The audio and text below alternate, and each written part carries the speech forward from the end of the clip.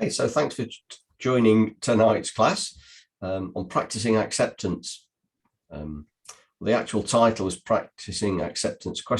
As in, are we doing it? Are we practicing acceptance, and what is it? How do we do it? It's the 7th of October 2021, Thursday evening. So practicing acceptance. I've said this before in classes, we can't actually practice patience. We actually need to just be mindful of impatience, accepting of impatience. So it's a similar thing with practicing patience itself. We can look for the impatience, excuse me, which is the wish for things to be different. Impatience is essentially the wish for things to be different from the way they are. Right?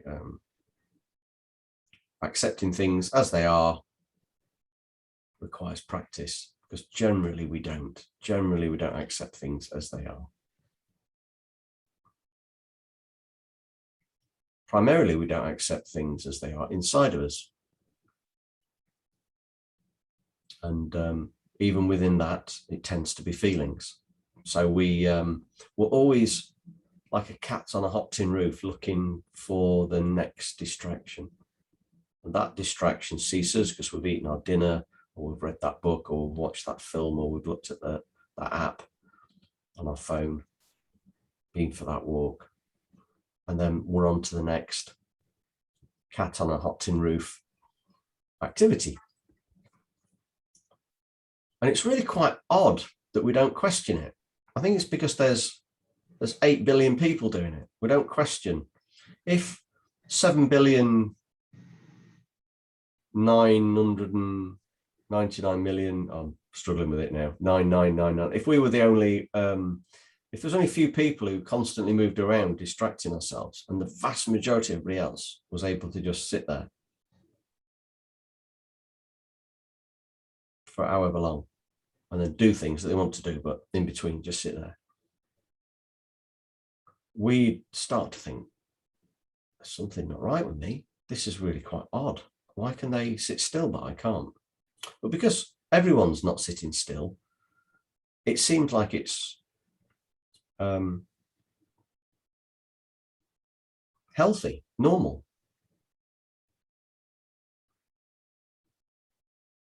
You know, we have anxiety and stress to some degree, even in sleep, as soon as we wake up, as we're trying to get to sleep. The mind is filled with non-acceptance of feelings as they are.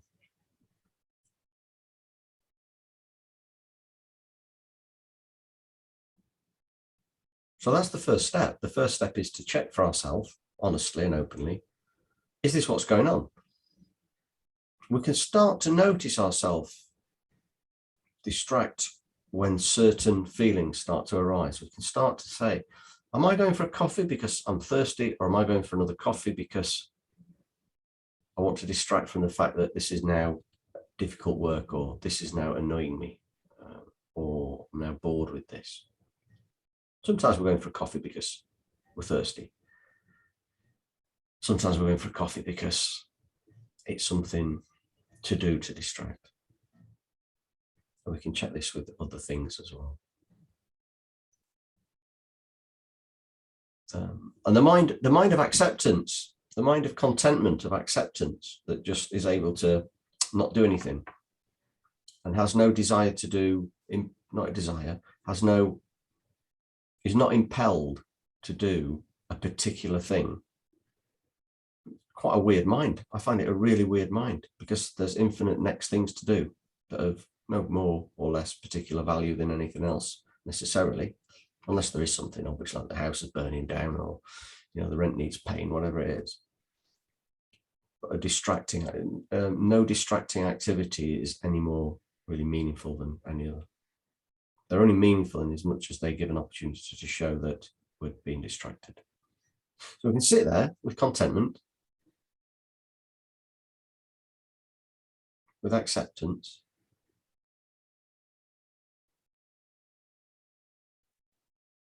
and there's nothing to solve. There's no problem to fix. External problems, leaky roofs and all that, but there's no internal problem to fix. We've stopped running away from our human condition. And our mind wants to get on its toes and leg it with the smallest amount of unpleasant experience inside of ourselves.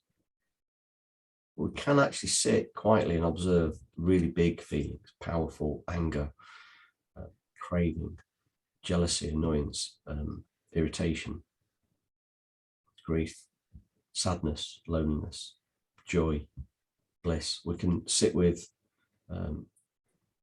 love, compassion, gratitude. We can sit with all these different minds and meet them equally with practice, meet them all equally.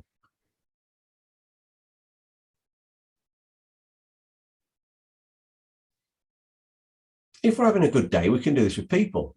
If we're having a really good day, everyone we see, we have a feeling of love towards, a feeling of affection towards. It's a really good day, nice spring morning, everything's going well.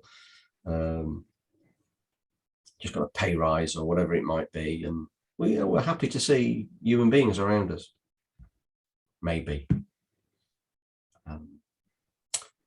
We can do the same thing with our own feelings, our own internal experience. We can be happy to see things coming and going.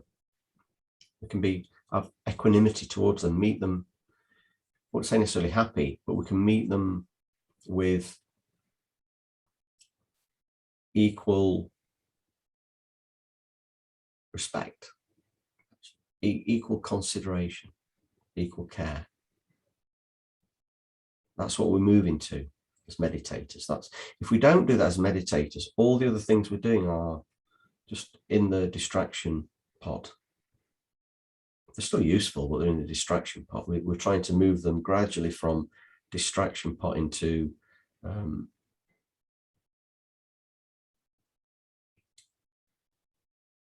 practices that support, not avoiding.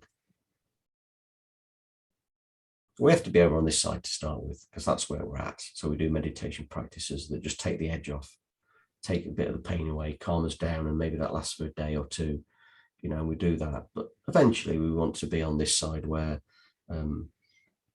we're trying to increase the amount of the day within which we accept our inner experience. And I don't mean accept it with gritted teeth, because we won't do that. We'll stop that very, very quickly. Talking about widening our ability to watch, notice, be curious, and observe how things release when we simply watch them. Very magical. We watch something and it just releases out of us. It doesn't come back. What we're doing through the observation of it is not suppressing and repressing it. We're not pushing it back down. It comes up. We're not thinking, get out of the way, distract it, back down. Something's coming up, distract, it's back down. Pain's coming up, we distract it, it's back down. Or like a washing machine inside of disturbing emotions that we don't want to accept. And the mindfulness, the observation, the witnessing is like opening up the washing machine door, taking the washing out, watching each piece of washing come out, taking it out till the drum has less and less in it. And that for me has been the experience for a long time, taking more and more out, and it feels like that. That's the experience I felt. I felt that less and less disturbing minds, bigger gaps in between unpleasant experiences, more peace, more contentment. Small amounts, little bits, little gains, little victories, a bit more and a bit more and a bit more. Fail at it, don't do very well, have a bad day, have a bad week, get back on it, do it again. Because the only other alternative is for the washing machine to go round and round and round and round and round.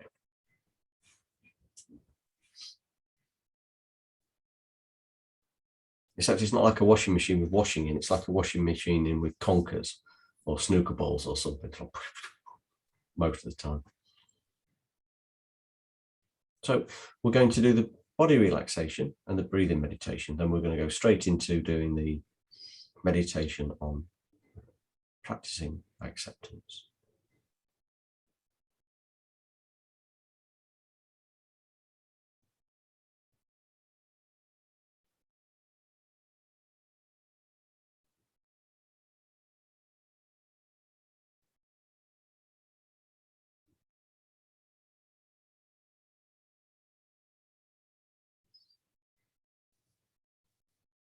Bring your awareness to the room that you're in.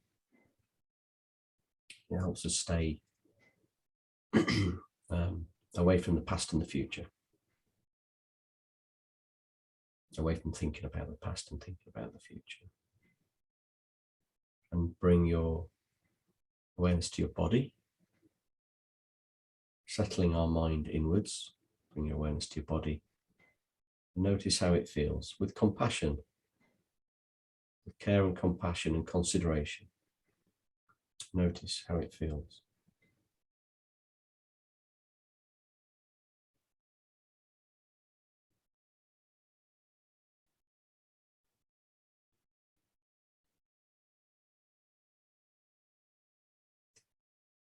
So we are what we eat. This body has come from our food, and our food has come from the ground, either through animals or vegetables or minerals. And they ended up in the ground often because they were decomposed other living things. Animals, insects, trees, grass, fungi. We are recycled atoms of other living things. And they were recycled atoms of other living things. So this body has a chain of parents, in a way, a lineage, ancestry through other living things. Never mind what our mind may or may not do, but this body, the parts of this body may have been a million different things.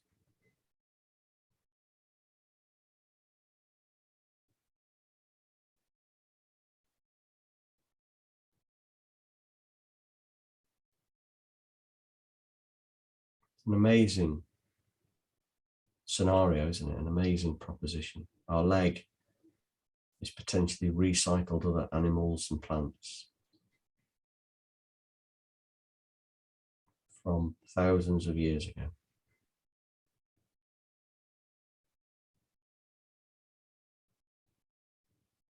It's certainly recycled things from the last few months because we've eaten them and they've become ourselves.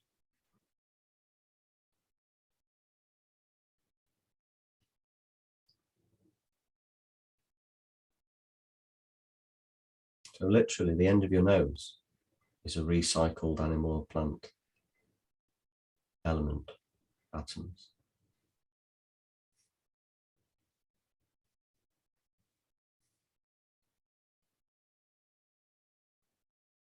So human body is a recycled object. And it will become recycled. So nature will kill us and nature will turn us into something else.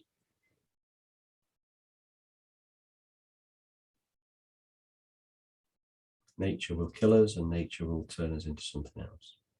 Our body, anyway.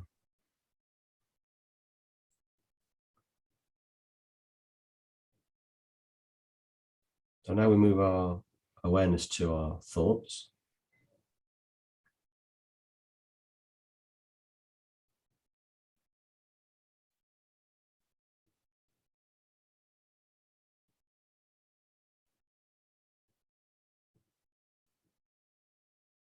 Observe the thoughts coming and going.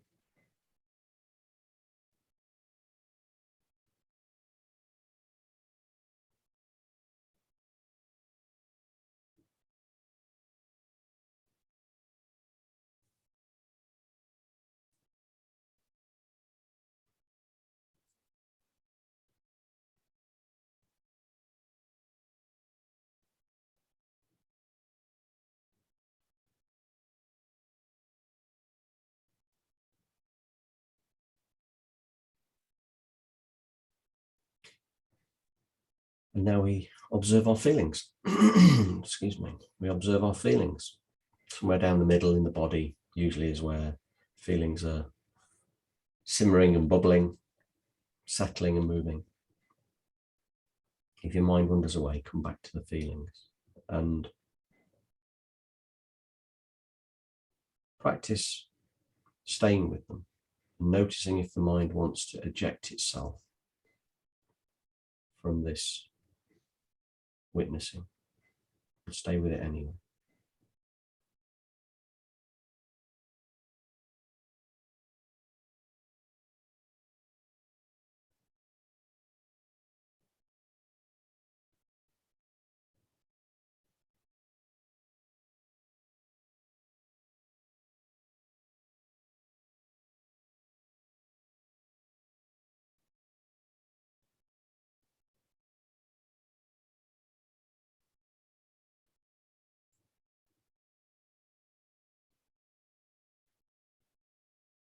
So we're back with our body and our thoughts and our feelings. And our feelings often arise because of previous actions, events. So we might feel angry because something's triggered our memory of connection to a similar event in the past. Maybe somebody talks over us or shames us or embarrasses or gets angry with us, or something's unjust. It triggers an emotional response. So these feelings are connected to past events, and those past events are connected to past events, and on and on. So in a way, our emotions are recycled experiences. And thoughts, we don't really know where thoughts come from. What's to say they're not recycled experiences too? Maybe thoughts do tie back to the past. You know, we may suddenly in meditation think about food for this evening, or our work from this morning. So we can know for sure that some thoughts are linked back to previous thoughts, and they're linked back to previous thoughts as well.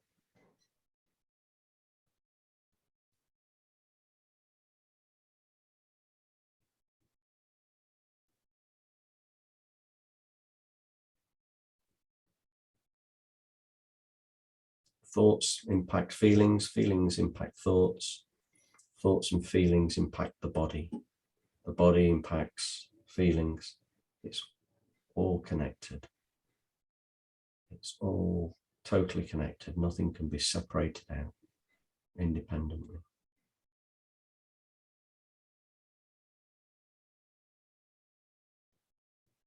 We think the world is full of independent objects. It's how they're perceived by our mind generally, but we can't find that to be the case. We're going to now relax this body that's inextricably linked to everything else. Please bring awareness to your face. Allow the muscles around your jaw to relax.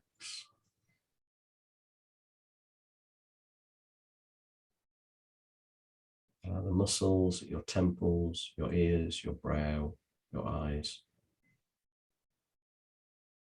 to relax deeply. To accept that these moments only need to be simple, so simple, stripped back.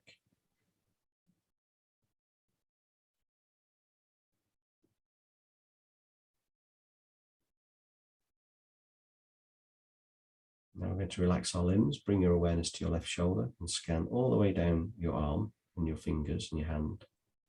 If you find tension anywhere, just enjoy this deep relaxation. Relax it off and enjoy it.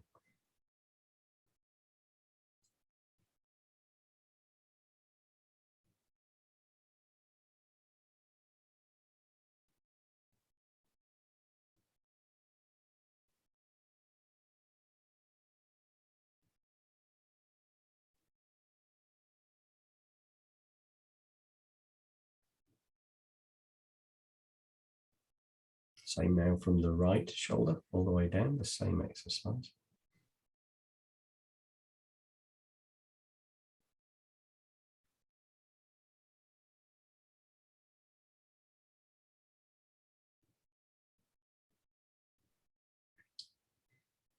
And the left hip, down the upper leg, bottom of the leg, feet and toes, enjoying relaxing them off, staying alert, powering down the body, resting it.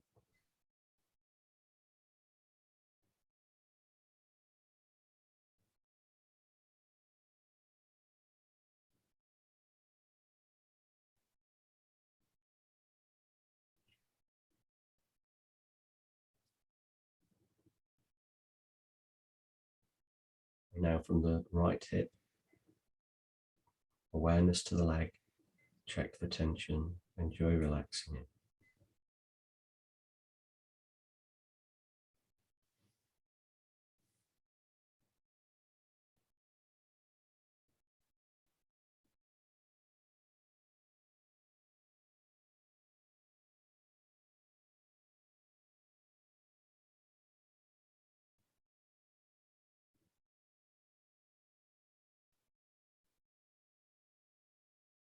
Now bringing the awareness up to the shoulders and the neck. Just imagine they become supple. Your head, so it's resting comfortably on top of your shoulders, so that there's not undue pressure and strain on your neck muscles, shoulder muscles. Just allow your shoulder and neck area to come off high alert from the day. There's nothing for them to be on high alert for. Relax deeply. Imagine all of the pressures just float away.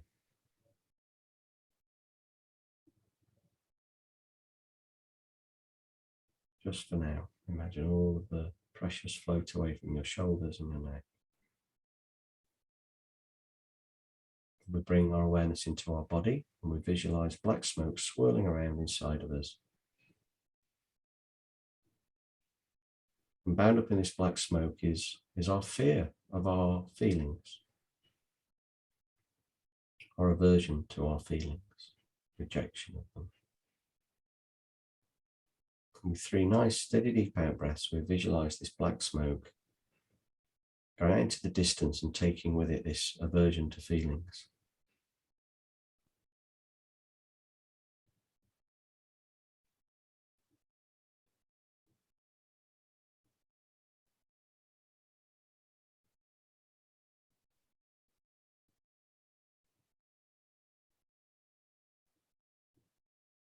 At the end, imagine that you've got very clearly in your mind that you are not your feelings. They can exist. The observation of the feelings can exist. And it is still, the feeling is the feeling. In between the two, there's no panic,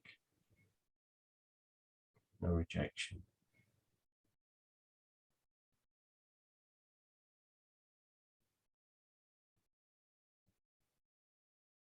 If we see a scary animal across a river, we're relaxed because we're on the other bank. In our mind, the observer is on one bank and the feelings are on the other, as long as we don't panic.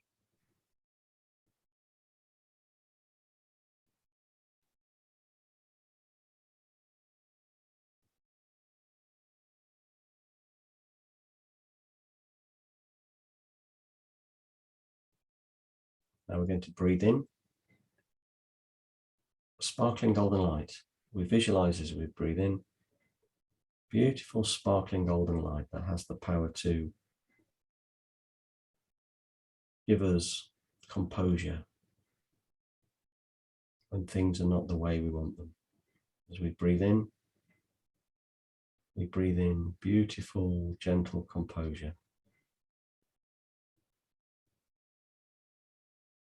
I like to spread around your mind and your body.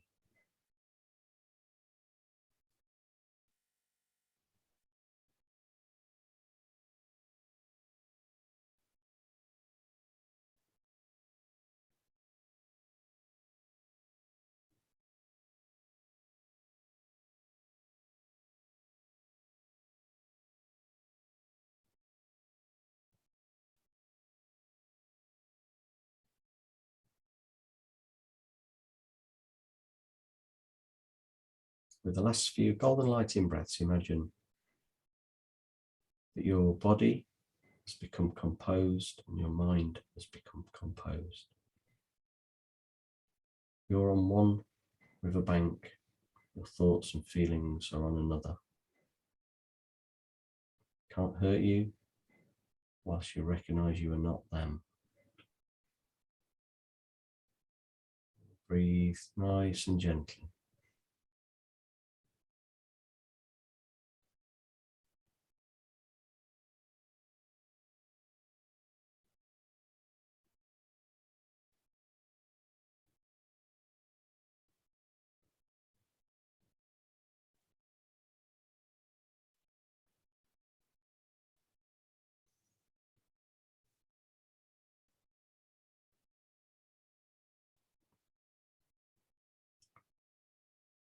So in terms of practicing acceptance, we're going to go straight in. I'd like to think about somebody or something that keeps occurring in your life, because the things we don't accept keep repeating. That which we resist persists. That which we resist persists. And so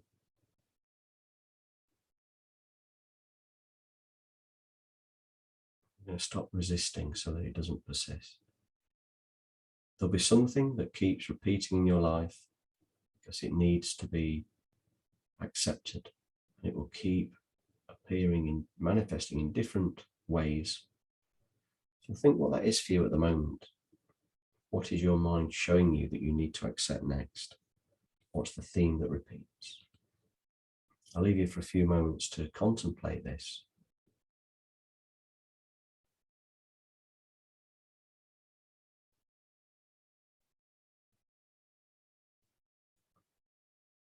Maybe it's a person or a scenario,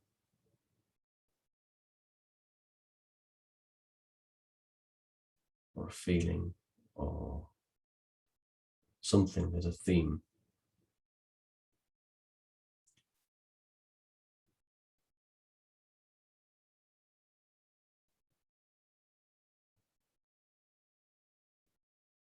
So this isn't to make us into a doormat.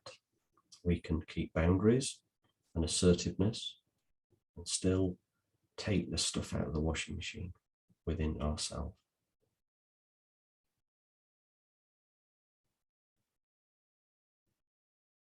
The two are separate things. Why carry this stuff around? There's no good. It just destroys our peace of mind and our contentment and our acceptance.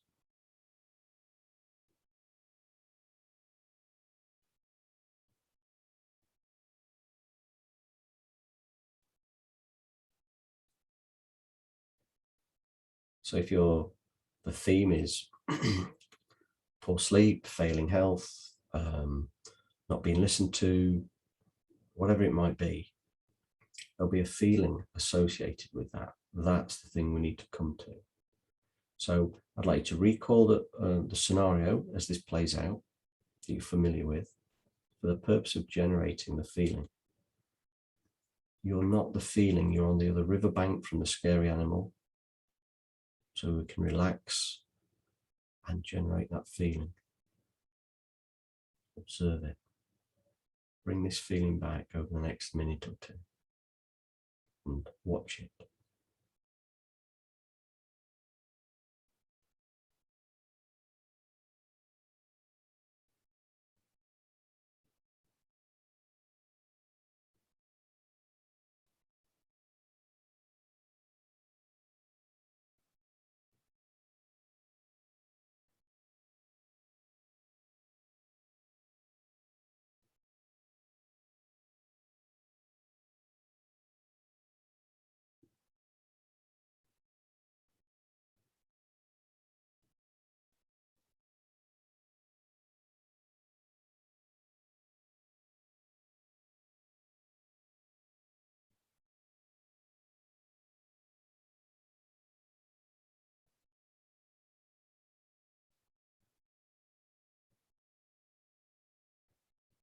if this feeling arises of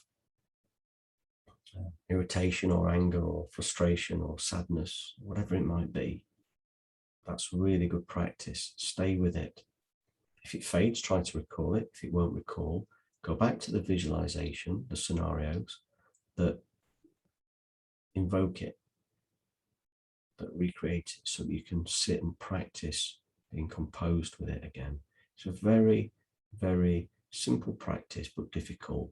You don't need to be consistent at it. Your mind can wander away, it can come back. A few seconds of being composed with this specific feeling is profound, because it's been running the show for you, causing your mental busyness, your anxiety.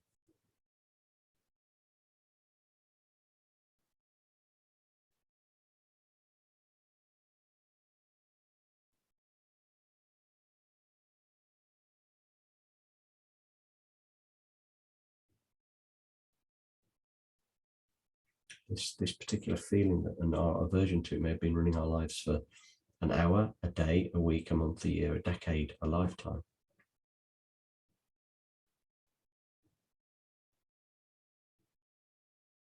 Where is the feeling in your body? Sit with it.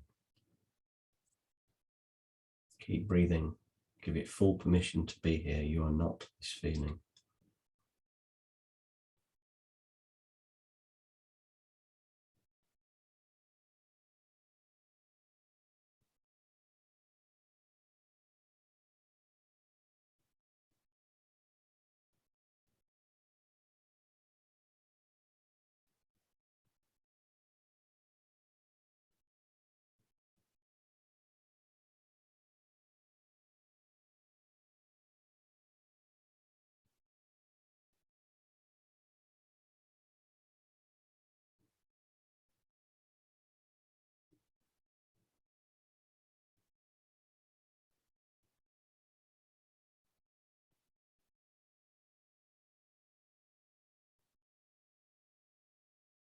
You can practice this more after the class is finished, after you've listened to it as a recording.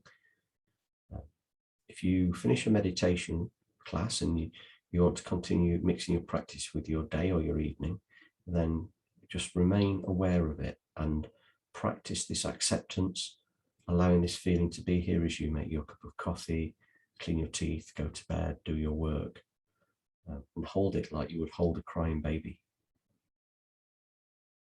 or a sleeping baby. So we're going to end the class now, but that doesn't need to be the end of your class, as it were, your practice.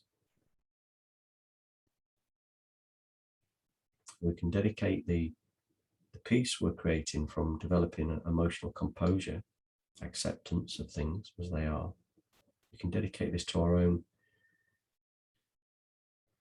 reduction in stress and anxiety and worry, and the same for all living beings. May everyone be content. May everyone find contentment.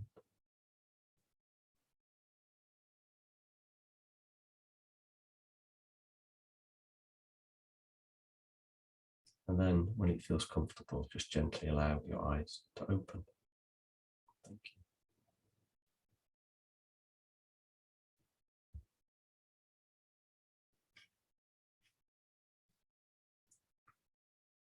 So if you've enjoyed this guided meditation, please consider signing up for reminders of future ones that go live on the front page of the website, paulfollows.com.